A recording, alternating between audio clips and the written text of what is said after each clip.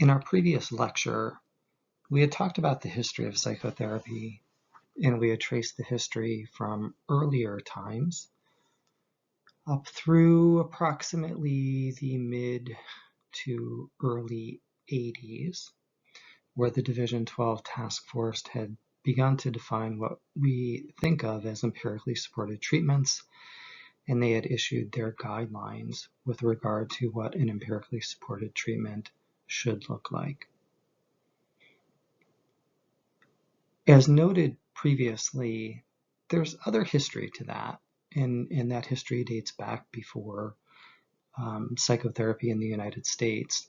I have placed a number of readings for you in the alternative readings or additional reading sections on Canvas.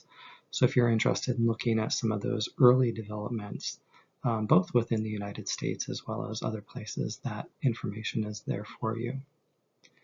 In the current lecture, what we're going to do is to kind of trace the history, starting from those early attempts to develop empirically supported treatments, to some criticisms of that, a refined model of what empirically supported treatments might look like and how we might define them.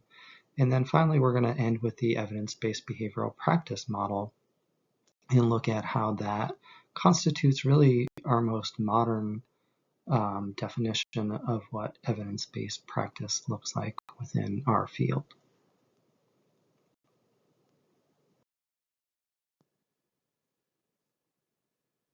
Following the Division 12 recommendations for what constitutes an empirically supported treatment, a number of people started to kind of raise concerns about the current definitions being limited in a number of different ways, which has led to a new model for defining empirically supported treatments. The concerns raised and the new model were outlined in the reading that you had from Tolan et al.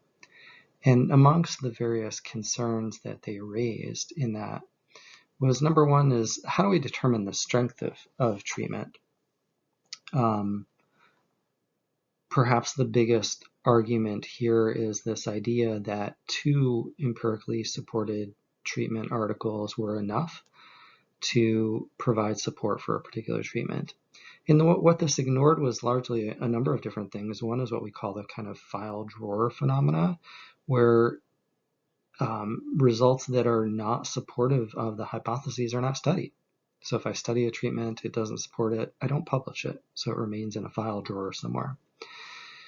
Secondly, and perhaps more importantly, I don't know, they're both important, but perhaps the main argument that they make is, well, there could be 2 articles that support a treatment, but there could be 20 articles that don't. And that really kind of isn't weighed into the criteria that were first outlined by the Division 12 task force. One of the second things that Tolan and others have argued is that the current criteria don't really tell us much about how to decide amongst equally efficacious treatments.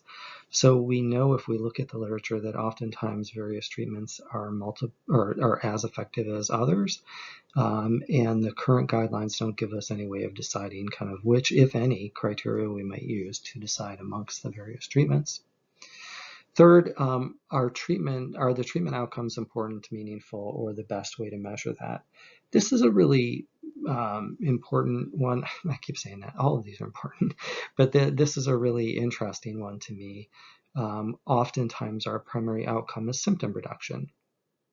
As many of us know, I could be living relatively symptom-free, but not necessarily happy. I could be symptom-free, but not necessarily functional.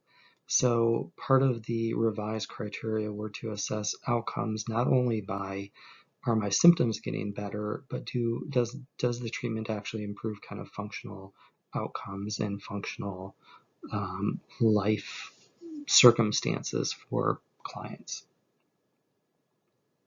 And then finally, Tolan and others, as you've read about, have outlined the fact that we are really overly reliant on treatment manuals versus better understanding kind of principles of change or mechanisms of change. I don't think the new proposed criteria actually address this very well, but at least in the article that you read, they kind of highlight the need for more research on these things amongst others.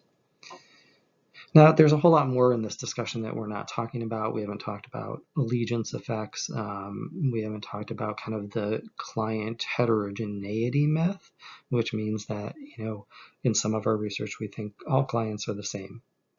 They're not.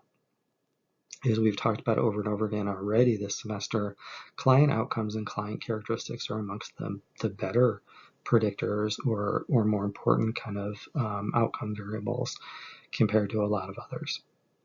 So anyways, what this article clearly kind of called for was we need a revision. We need some other way other than the initially proposed Division 12 criteria to establish what in fact an empirically supported treatment is.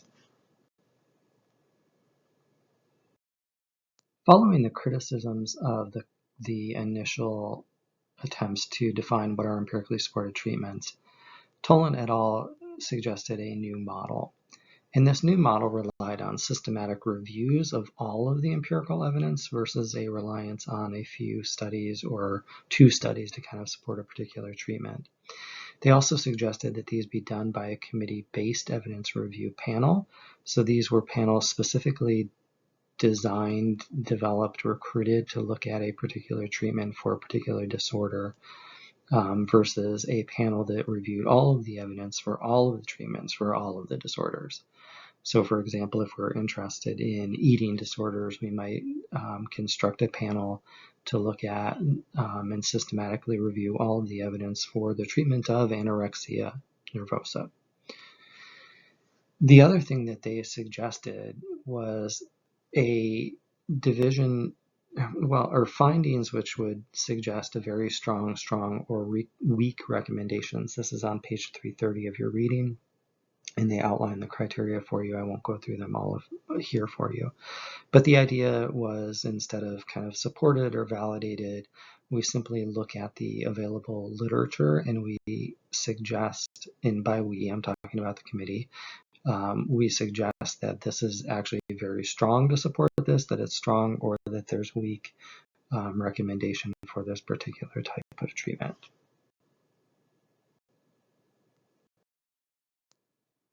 The results of the task force we've been discussing, as well as other task force that have been developed with similar goals in mind, can be found in the 3 resources that I've provided for you here. The third one is a little less specific to what we've been talking about, but the first one that you see here is the APA Division 12 website on empirically supported treatments.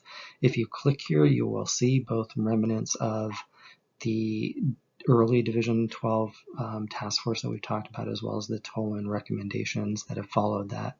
And you can see treatments recommended by particular disorders. You can also see a list of empirically supported treatments there. The second one, for those of you interested in working with children, specifically relates to children, adolescents, families. And again, you can find both empirically supported treatments there. So a list of empirically supported treatments, as well as empirically supported treatments divided by diagnostic categories. The final one here is just something I find really interesting, partially related to my own interests in my own research, is looking at empirically supported self-help books. As I like to say a lot, it doesn't take anything other than a good idea and an editor that's willing to kind of work with you, or a publisher, to publish a self-help book. You go to any bookstore, you can find a bunch of stuff that may be good, may not be good, and there's no way to tell the difference. This particular resource is from the Association of Behavioral and Cognitive Therapies. And what they did was to appoint a committee to look at self-help books and to either deem them as good and based on empirically supported principles. They don't have a list of not good, they just kind of say these are good based on what we know about the literature. Bookmark all of these, use them. One of your assignments will be to find manualized based treatments. Manualized based treatment for a particular disorder. I would start this search on the Division 12 website, look at the treatment manuals that they have there. And in a couple of weeks, I'll be asking you to select which treatment manual you're going to be reviewing for our assignment. So it's a good opportunity to bookmark these. As I'm thinking about this, I would also go back to the evidence-based behavioral practice modules and bookmark those various resources and websites that they have in those modules in terms of how to find evidence-based treatments and empirically based treatment modules and manuals. We move on now to really our third and final model for how to do good practice. So we started with the original Division 12. We moved on to Tolan, and really the focus at this point has been how do we define what is empirically supported or best practice? One of the criticisms of these models is largely that it really doesn't reflect what we know about practice. And that is, we know that technique and treatment packages are important, but as we'll learn more about next week in our talk about relationships, is that it's only a small part of the picture.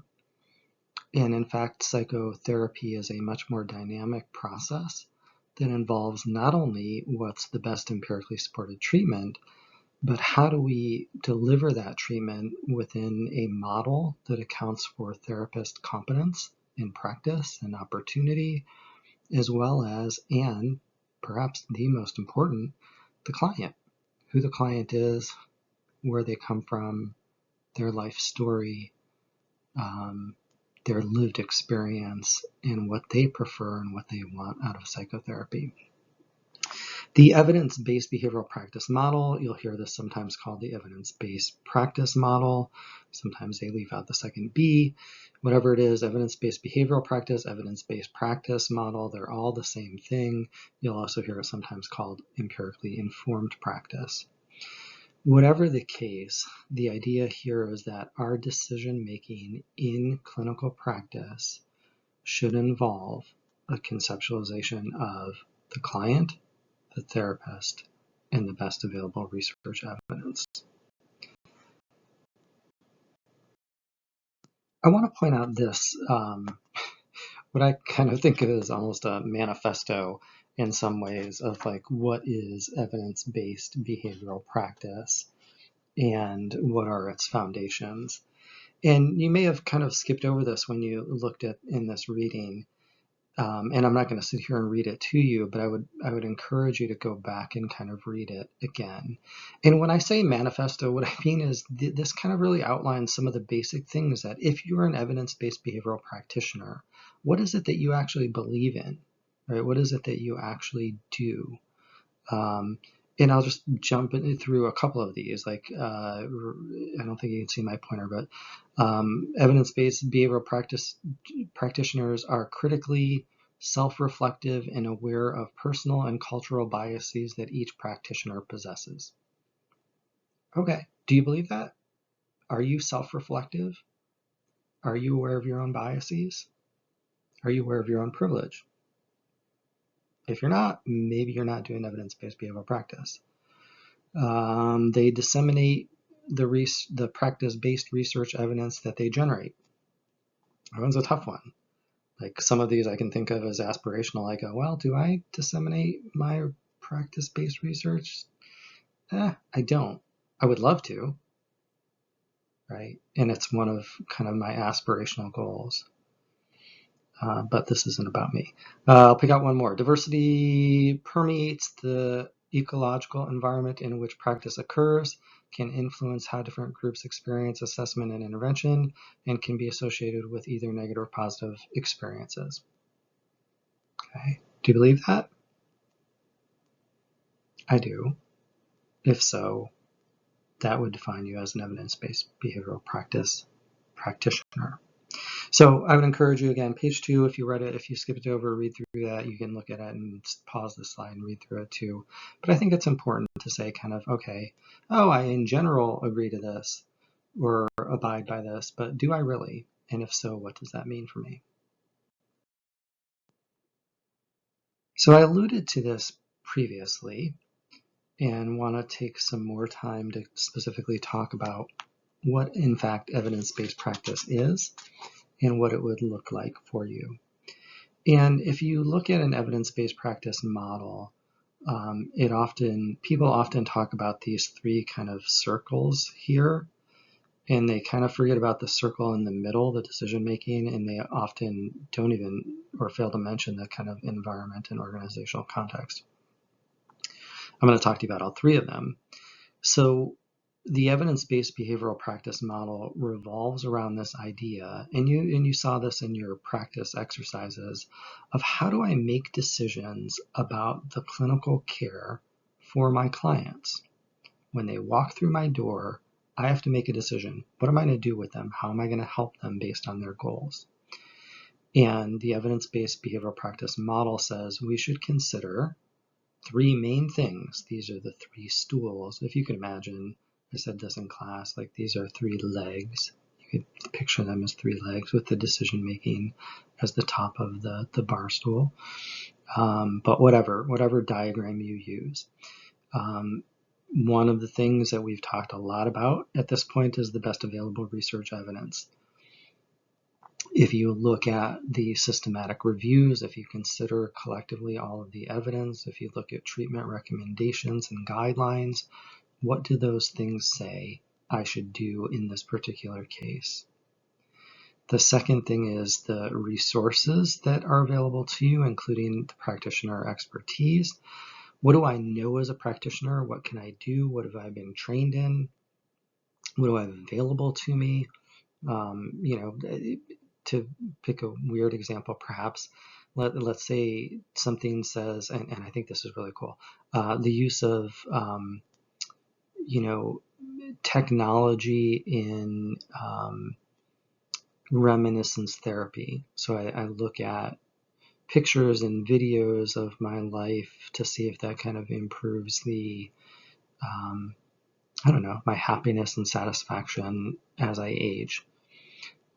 If that's found to be effective, that's great.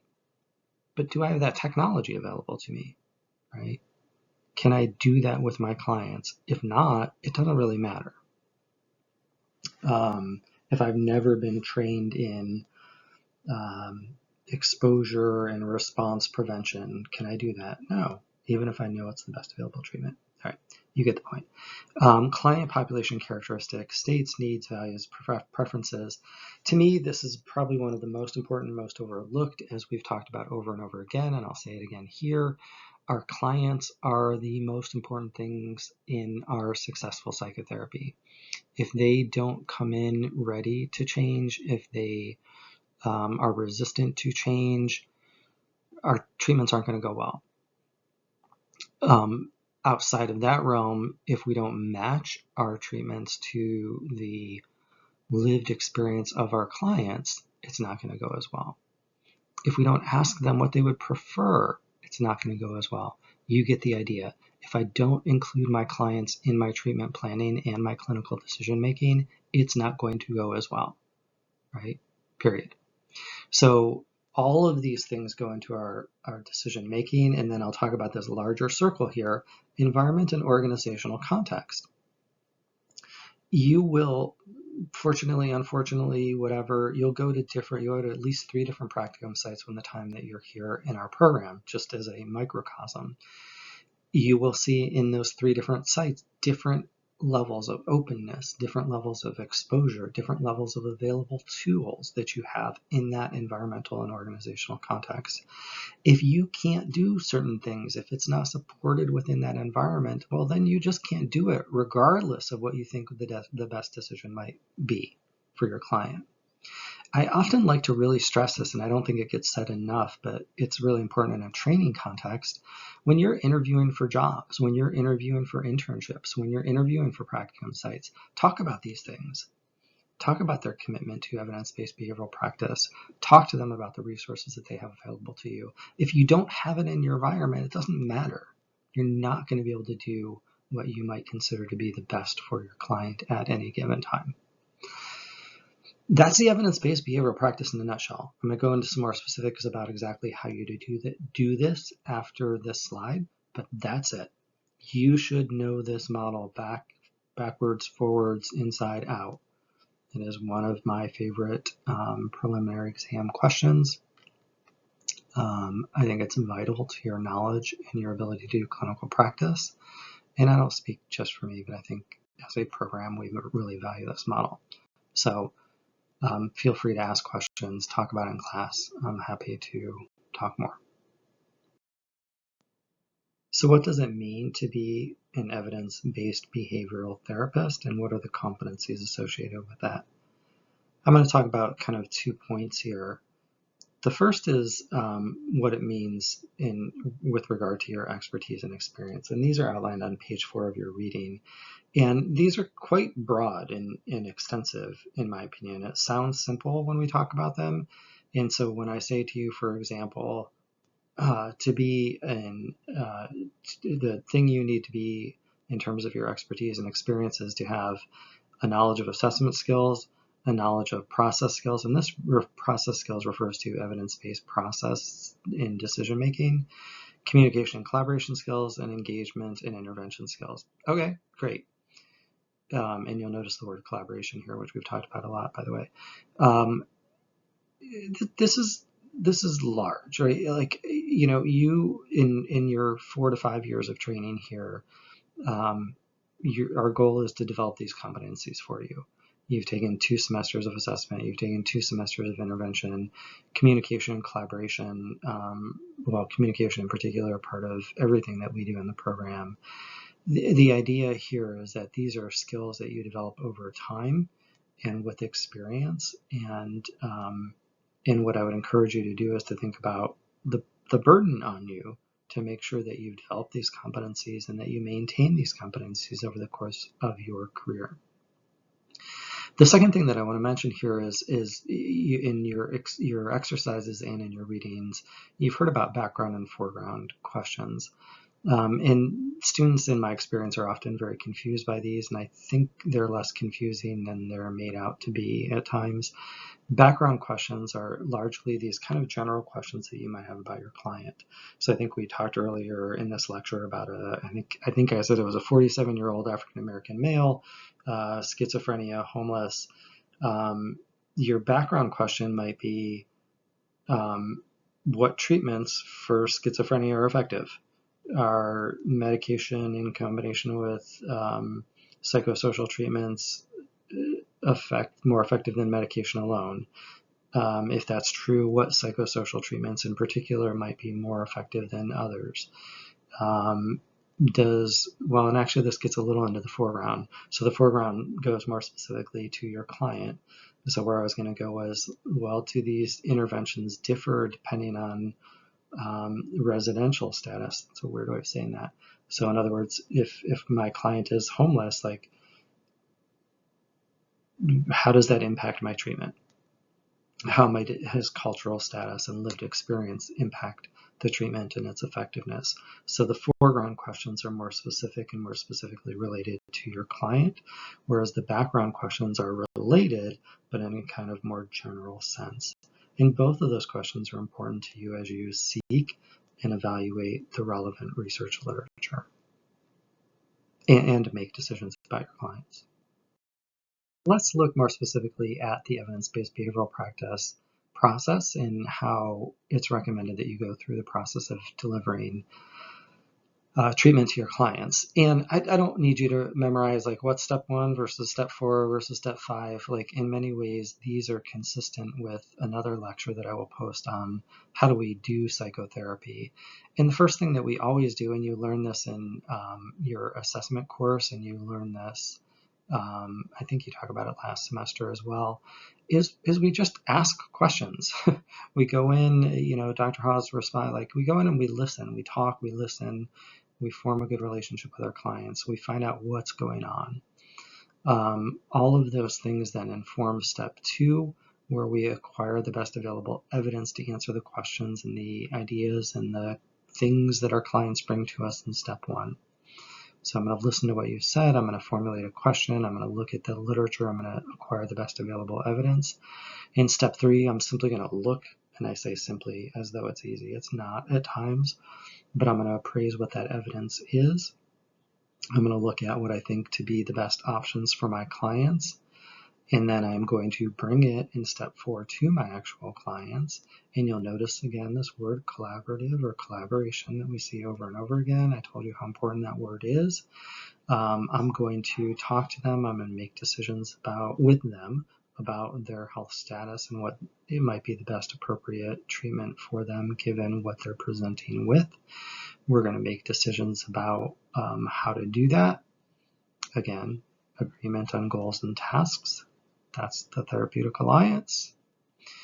And we're going to implement it, right? And once we implement it, we're then going to analyze how well it's going. Is my client making progress? Are they doing better? If not, I'm going to adjust my practice. How might I do that? To be very honest, it may involve going back to any of the 4 previous steps. It may be that in the assessment phase, I didn't ask the appropriate questions, or I left a question out, or perhaps my client left information out from me. It may be that I didn't do my due diligence in acquiring the best available evidence. It may be that I didn't make a great decision regarding what is effective or not. Maybe I overlooked something new. Maybe I overlooked something old, right? Maybe I just didn't do my due diligence. I didn't pick the best summary out there. I forgot that Dr. Hall told me to go to Division 12. I didn't look at my old bookmarks. It may be that my client wasn't well informed. My client didn't have all the information they needed. Maybe that I tried to sway them towards something that was more in my wheelhouse, felt better to me, whatever the fact, right? I didn't engage in that collaborative decision making with my client. Maybe I overlooked the fact that they didn't feel comfortable telling me what they really wanted for any number of variety of factors. The long and short here is I'm going to go back, I'm going to look at each of these steps in the behavior or in the decision-making process, reevaluate, and then adjust. And hopefully my client is still there so that I can adjust with them.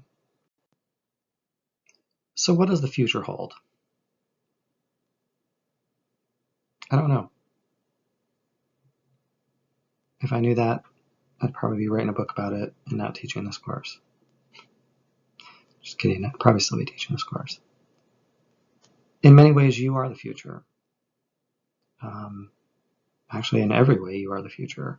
So what the future holds in terms of empirically supported treatments, evidence-based behavioral practice, what that means, how we do it, is up to you and the people that you will be working with. So I encourage you to kind of think about what that future may be, what that future may hold, and how you might be a part of it. I think one thing that certainly may be a part of it is technology, AI technology, regular technology. I don't know what regular technology is, but AI technology and other technological factors, I think will be a big part of our future and how that works. I think we need to continually look at how people use information available to them in terms of deciding upon their mental health care as well as their general health care. But I won't go on too far because you've listened to enough already. But the future is out there and you are a part of it. So I'd encourage you to think of what we're doing, what we've done to inform your decisions based not only on what we're doing now, but what has come before you, and for you to be a leader in terms of moving us forward and making our care for our clients the best it can possibly be.